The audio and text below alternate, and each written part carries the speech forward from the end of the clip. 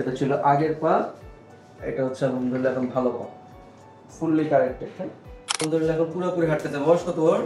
বয়স 9 মাস 18 দিন। 9 মাস 18 দিন, হাঁটা মোটামুটি শুরু করতেছে, তাই না? এখন দাঁড়ানো শিখছে। কতদিন বয়স থেকে প্লাস্টার করলাম? 40 দিন। 40 দিন। দেরি হয়ে গেছিল আনতে? না, ওর একটু অন্য অসুবিধা ছিল, ওই জন্য আনিনি। আচ্ছা, অসুস্থ ছিল। বাচ্চার বাম পায়ে সমস্যা ছিল? জি। বাম পায়ে বাচ্চা ক্লাব ফুট ছিল, ডান পা ভালো। হ্যাঁ বাম পায়ে ডিফর্মিটি ছিল আলহামদুলিল্লাহ। এই পুরো পায়ে কোনো ক্রিজ নাই, কোনো ইকুইনাস ডিফর্মিটি নাই, সবকিছুই ভালো আলহামদুলিল্লাহ। বাচ্চা হচ্ছে পুরোপুরি পা বসতেছে। হ্যাঁ এটা হচ্ছে ভালো পা, দেখি একটু সামনে আনো, এটা ভালো পা, এই এটা হচ্ছে খারাপ পা।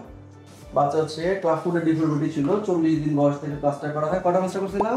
5টা প্লাস অপারেশন। এরপরে হইতেছে কি আলহামদুলিল্লাহ পুরোপুরি এখন ভালো।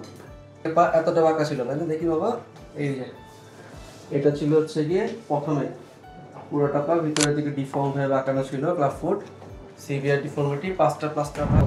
বাচ্চা হচ্ছে গিয়ে রেগুলার ব্যায়াম করবে, জুতা পরবে, আর হচ্ছে গিয়ে রোদে থাকবে, এই 3টা কাজ। ক্লাব ফুটের বাচ্চা যত আর্লি ট্রিটমেন্ট পসিবল, যত আর্লি হচ্ছে গিয়ে ডিফর্মিটি কারেকশন করা যায়, প্লাস্টার করা যায়। সিভিয়ার ডিফর্মিটি হলো হচ্ছে গিয়ে অপারেশন, যেমন এই বাচ্চা ক্ষেত্রে লেগেছিল, তো অত কিন্তু আউটকামটা ভালো আসে না।